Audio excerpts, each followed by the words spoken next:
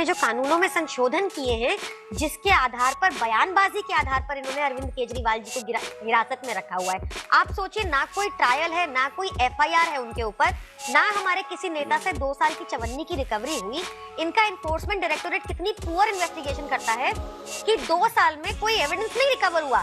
2 सरकारी गवाहों के बयान रिकवर हुए, उनमें से एक सरकारी गवाह मंगुट्टा रेड्डी एनडीए के टिकट पे आंध्र प्रदेश में चुनाव लड़ रहा है और दूसरा सरकारी गवाह शरत रेड्डी 60 करोड़ भाजपा को दे देता है अपनी अरेस्ट के बाद और ईडी की चुप्पी खरीदता है अपनी बेल की टाइम। तो ये भ्रष्टाचार से लड़ाई नहीं हो रही। एक रिपोर्ट पढ़ रही थी मैं जो कहती है कि पिछले 5 साल में प्रवर्तन निदेशालय ने गिरफ्तारी की कार्रवाई की। ये हाईकोर्ट में गए कि गिरफ्तारी इलीगल है। हाईकोर्ट के विद्वान जज ने कहा कि ये जो गिरफ्तारी है वो कानूनी है। मनी ट्रेल के लक्षण दिखाई दे रहे हैं, 45 करोड़ का लेन देन दिखाई दे रहा है। एक मुख्यमंत्री को गिरफ्तार करने में कोई गलती नहीं है। बालाजी सेंथिल के मामले में हाईकोर्ट ने कहा हाँ ये गिरफ्तारी सही थी, वो जेल में गए, उनको कन्विक्ट किया। अब उनके जो है कन्विक्शन पर जो है सुप्रीम कोर्ट का स्टे है, ये तो कानूनी प्रक्रिया है। तो उससे भारतीय जनता पार्टी ने क्या गलत किया?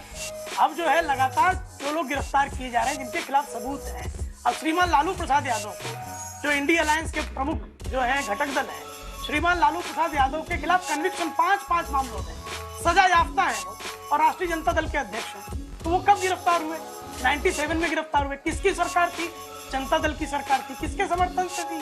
कांग्रेस के समर्थन से थी। के करुणानिधि ये सब लिस्ट तो हम लोग का रट गया है, रोज ही सुनाते हैं। ठीक है, बताइए ना, दिल्ली में राष्ट्रपति शासन कब लगा रहे हैं? शुक्ला जी, आशुतोष जी पूछ रहे हैं। बिना बोले उनकी आवाज आजकल आती है टीवी पे, इनके देखते ही लोग सोचने लगता है कि बीजेपी वाले से पूछेंगे कि राष्ट्रपति शासन कब लगा रहे हैं दिल्ली में।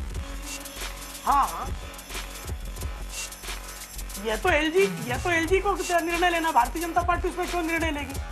आशुतोष जी की इच्छा है, ये अच्छी इच्छा है, अच्छी इच्छा प्रकट कर रहे हैं।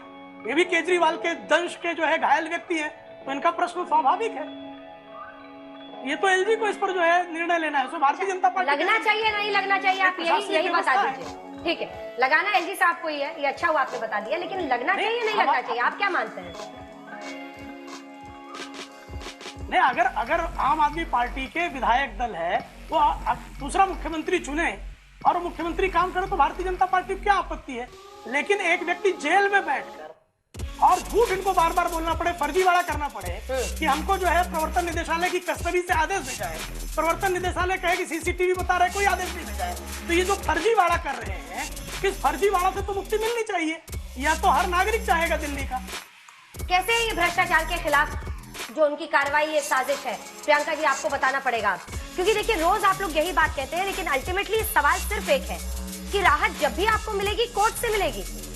और चाहे राजनाथ सिंह हो जिन्होंने ये कहा है कि भ्रष्टाचार के खिलाफ कार्रवाई को कैसे साजिश कहते हैं। मान लीजिए हमने कर भी दी गलत कार्रवाई, कोर्ट से तुरंत बेल मिल जाएगी, जैसे संजय राउत को मिली, कई लोगों को मिली है।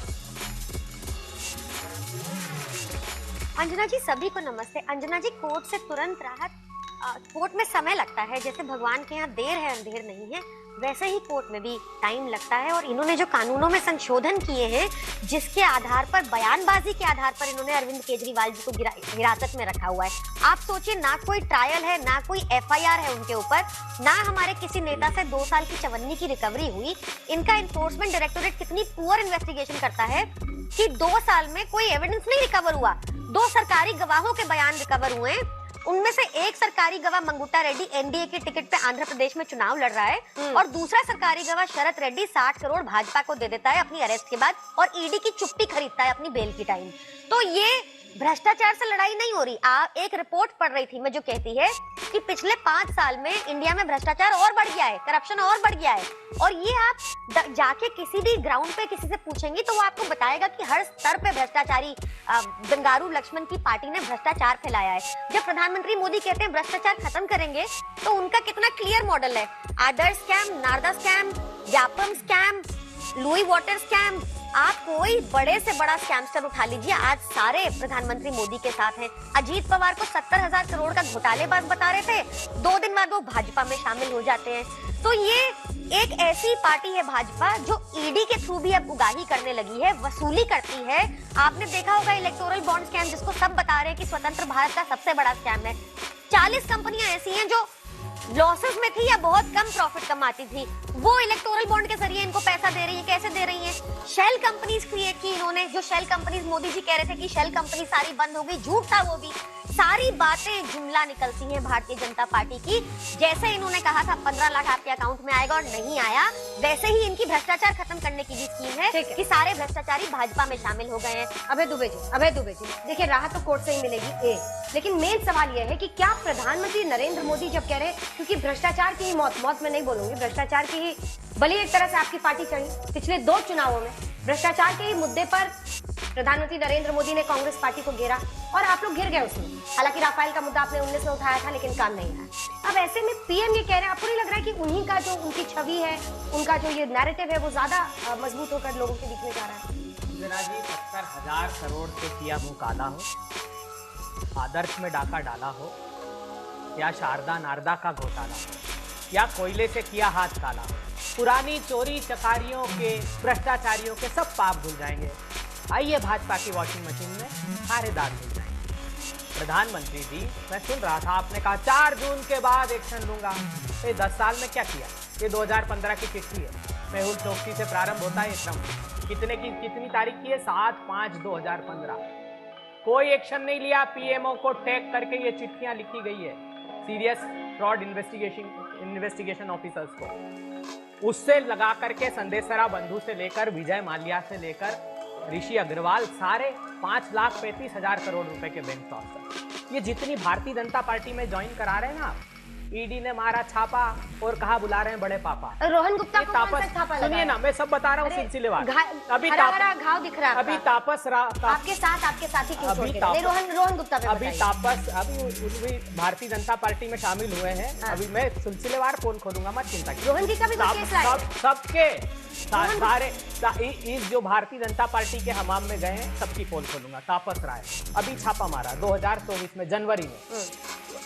बड़ी बड़ी खबरें चलाई गई। देखिए, ममता को बड़ा झटका, 3 बार के एमएलए भारतीय जनता पार्टी में शामिल। ये नहीं बताया कि छापा मारने के बाद वो आए। सुजान चौधरी टीडीपी से भारतीय जनता पार्टी में आए। 315 करोड़ रुपए की संपत्ति जब्त। सुजान चौधरी ने कहा भारतीय जनता पार्टी ज्वाइन करूंगा, भारतीय जनता पार्टी में आ गए।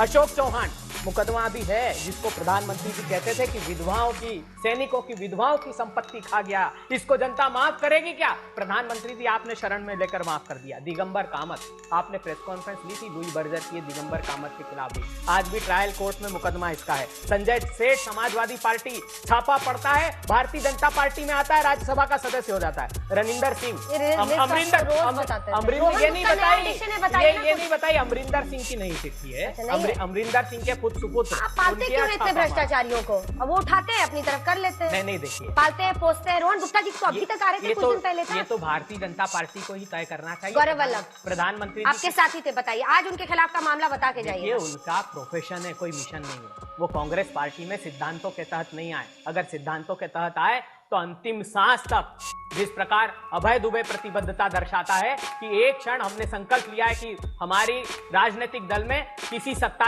में कोई पद नहीं लूंगा, लेकिन मत बोलिए कल किसने देखा? बिल्कुल नहीं, मैं चुनौती देता हूं और आज कहता हूं कि मोदी की सलाखों ने वो लोहा पैदा नहीं किया जो हमारे हौसले को। रोहन गुप्ता को तो आपने टिकट भी दिया था, टिकट वाला लालच भी आप नहीं बता सकते। अंजना जी, उन्होंने क्यों छोड़ा? टिकट लड़ना ही नहीं चाहते थे। जो भीरू भय से कांप रहे, सत्ता के तलवे चाट रहे, वो दूर खड़े हो जाए। मझधार भंवर तूफान प्रबल से जो टकराना चाहे वो साथ हमारे। ये जो कह रहे हैं इसमें दम है कि कार्यकर्ताओं को जो उकसा रहे हैं, ऐसा तो होगा नहीं कि बीजेपी छोड़ के सब कांग्रेस में आ जाएंगे। लेकिन सवाल बड़ा है। राजकुमार आनंद मंत्री आम आदमी पार्टी सरकार के छोड़ते हैं, और भी अगर आप सही में जानकारी देना चाहे तो बताइए हमारे दर्शकों को। हमने सुना है और भी लोग काफी नाराज हैं क्योंकि कुछ के नाम तो पता है लेकिन लेना भी मुश्किल है कि वो क्या करते नहीं करते। अब सबके लिए बीजेपी जिम्मेदार कैसे हो सकती है? सवाल ये है ना कि ऐसा भी तो है कि भ्रष्टाचार का मामला सामने आ रहा है तो कई ऐसे नेता हैं जिनको लग रहा है कि हम ही कहाँ थे, हमें नहीं पता था कि हम क्या कर रहे हैं। इसमें कुछ करने की जरूरत नहीं है। अगर आपको पता करना हो तो एक लिस्ट निकाल लीजिए पिछले 2-3 महीनों के अंदर किन किन क्या छापे पड़े, एमएलए एमपी, चाहे वो आम आदमी पार्टी को चाहे कांग्रेस का, आपको अंदाजा लग जाएगा उनमें से कितने लोग इधर आने की तैयारी में बैठे हुए। ज्यादा नहीं, आप आम आदमी पार्टी की लिस्ट निकाल लीजिए पिछले 1-1.5 सालों में किसके आईटी के छापे वगैरह पड़े। ठीक है, महत्वपूर्ण सवाल क्या है? महत्वपूर्ण सवाल ये कि प्रधानमंत्री जी भ्रष्टाचार को मुद्दा बनाना चाहते हैं। अभी सीएसबीएस लोक नीति का सर्वे आया है और मुझे लगता है कि इस एजेंसी की जो क्रेडिबिलिटी है वो आज की तारीख में कम से कम सर्वे के मामले में निर्वात है और बहुत अच्छी। हो सकता है गलत हो, मैं इस बारे में मैं नहीं मानता हूँ, सर्वे गलत भी हो सकते हैं। लेकिन अगर ये सवाल पूछा गया कि पिछले 5 सालों के अंदर भ्रष्टाचार बढ़ा या नहीं बढ़ा, तो 55% लोगों ने कहा कि पिछले 5 सालों में भ्रष्टाचार बढ़ा है। ये प्रधानमंत्री नरेंद्र मोदी के रहते ये बात हुई। और जब ये पूछा गया कि इस भ्रष्टाचार बढ़ने के लिए कौन जिम्मेदार है, तो केंद्र सरकार का नाम सबसे ऊपर 25% लोग और राज्य सरकारों के लिए 16% लोग, और 56% लोग ये कह रहे हैं कि दोनों सरकारें जिम्मेदार हैं। अब ये अगर सर्वे है, लोगों की राय ये है सरकार के बारे में, तो फिर ये सरकार को सोचना चाहिए रहा था कि जितने भ्रष्टाचारियों को अपनी पार्टी में आपने शामिल किया है, उसका गलत असर लोगों के बीच में जा रहा है, उसका कोई फर्क नहीं पड़ने वाला। और प्रधानमंत्री जी की अपनी क्रेडिबिलिटी स्टेक पर है, क्योंकि प्रधानमंत्री जी ने ये कहा था ना खाऊंगा ना खाने दूंगा। अगर ना खाऊंगा ना खाने दूंगा बात अगर आप करते हैं, तो वो सारे लोग जो भ्रष्टाचारी हैं वो आपकी पार्टी में क्यों आ रहे हैं? आपकी पार्टी ने खुद ही आरोप लगाया, वो मुकुल राय से लेकर अशोक चौहान तक खुद आपकी पार्टी। और मुझे तो अच्छी तरीके से याद है मुकुल राय के बारे में सिद्धार्थनाथ सिंह क्या कहते थे कलकत्ता के अंदर, भाग मुकुल भाग, ये कहते थे ना। और खुद इनके बारे में अजित पवार के बारे में क्या कहते थे आपके देवेंद्र फडणवीस। लेकिन आपको लग रहा है कि एक सेकंड, लेकिन आशुतोष जी एक बार फिर से सेंटर पॉइंट पे आइए वापस, और सेंटर पॉइंट पे वापस आकर मेरे एक सवाल का जवाब दीजिए। आपको लगता है कि ये सब नाम ले लेने से नरेंद्र मोदी के खिलाफ हो जाएगी जनता और एक नैरेटिव? एक सेकंड, सवाल तो सुनिए, एनालिस्ट के तौर पर मैं बात कर रही हूँ, what is right and wrong मैं नहीं पूछ रही हूँ आपसे, वो सबको पता है, वो प्रेम शुक्ला जी से पूछूंगी। आपको लगता है कि ये नैरेटिव सेट इन होगा कि चूंकि आरोपियों को अपनी पार्टी में शामिल कर लिया इसलिए लोग बीजेपी के खिलाफ हो जाएंगे? ये तो सर्वे बता रहा है ना, इसमें मेरा कुछ नहीं है। बट ये किसी और के लिए वोट कर देंगे? मैं एक बात कह रहा हूँ, आज की तारीख की बीजेपी जीत रही है, 400 सीटें आ रही है। मैंने कभी नहीं कहा 400 सीटें जीत रही, मैंने कभी नहीं कहा, और मैं कभी कहता भी नहीं हूँ। मैं कभी कहता, मेरा प्रश्न इस बात को लेकर है, नैरेटिव मैं कौन होता सेट करने वाला, कांग्रेस कौन नहीं सेट करना। सवाल है कि सर्वे है और सर्वे के फाइंडिंग स्पष्ट है, 5 सालों में और ये जब आप 2019 उसी से एक एनालिटिकल क्वेश्चन है, क्या सर्वे के एक्सट्रापोलेशन में हम कह सकते हैं कि बीजेपी चुनाव हार रही है? प्लीज मेरे सवाल पे पहुंचे आप। मैं आपको जवाब दे रहा हूं। क्या इस सर्वे के एक्सट्रापोलेशन में हम ये कह सकते हैं कि बीजेपी चुनाव हार रही है, हाँ या ना? मैं आपको जवाब दे रहा हूं। आप 2019 में जब इसी तरीके का सर्वे आया था, 6 में से 1 लोगों ने कहा था कि भ्रष्टाचार बढ़ा है, आज वो संख्या 50% पहुंच गई है। तो इसका मतलब ये कि भ्रष्टाचार एक मुद्दा है और ये मुद्दा बीजेपी को भारी पड़ेगा। मैं कह रहा हूं 10 सेकंड है भाई जी, मुझे बच्चे होते हैं वो पैसा इकट्ठा करते हैं गुल्लक में, और बहुत अच्छे से जब लगता है भर गया तो बजा के देखते हैं, फिर उसको फोड़ते हैं, फिर गिनते हैं, फिर कुछ खरीदने की सोचते हैं। आप लोग अपने गुल्लक में ये तमाम भांति भांति के आरोपियों को उठा के जो भर रहे हैं, इसका कुछ तो तात्पर्य समझाइए। ईडी रेड कर रही है, उन पे नहीं कर रही है, उसको फिर भी छोड़ दीजिए। आप कहते हैं भ्रष्टाचार के खिलाफ हम कार्रवाई कर रहे हैं और इधर अपने गुल्लक में भरे जा रहे हैं। मतलब ऐसे लोग, छगन भुजबल, नारायण राणे, प्रफुल्ल पटेल, इधर आ जाइए, हर राज्य में आपने ऐसे लोगों को इकट्ठा कर लिया अपने गुल्लक में, क्यों?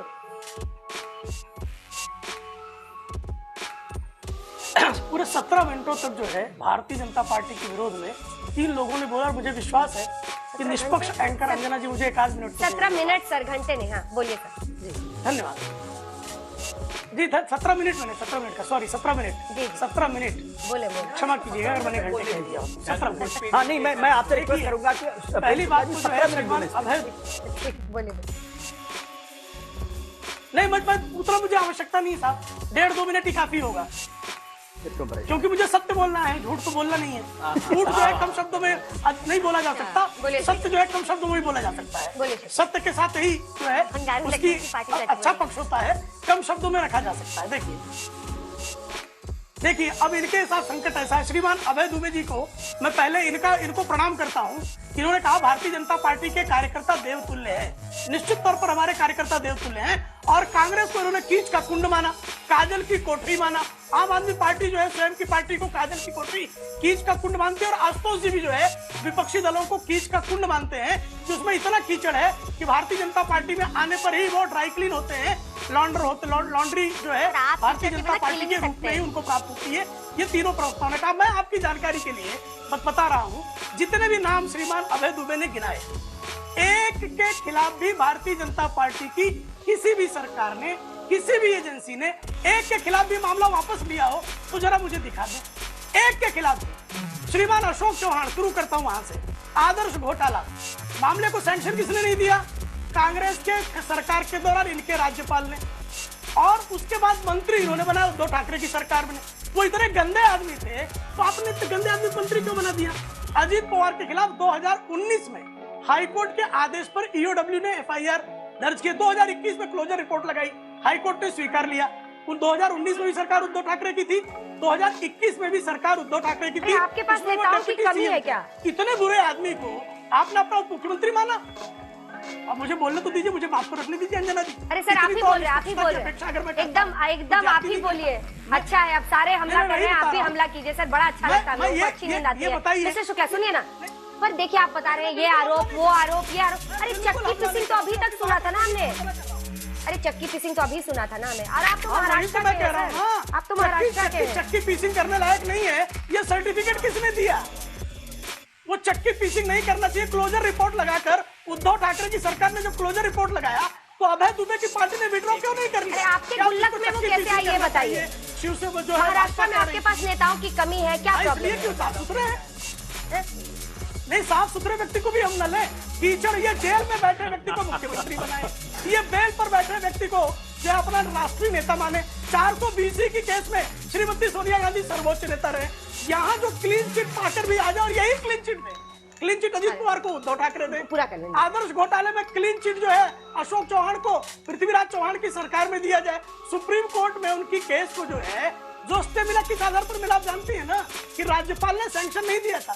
कौन सा राज्यपाल? शंकर नारायण थे। किसने उनको नियुक्त किया था? डॉक्टर मनमोहन सिंह की सरकार ने नियुक्त किया था। तो साहब आप मुझे बताइए, आपके कीच के कुंड से निकलते ही यहाँ लोग इतने गंदे कैसे हो जाते हैं? अभय दुबे जी जरा ये तो बताइए भी। गौरव वल्लभ के बारे में आप कह रहे हैं कि उनके खिलाफ भी बताऊंगा, रोहन गुप्ता के खिलाफ भी बताऊंगा।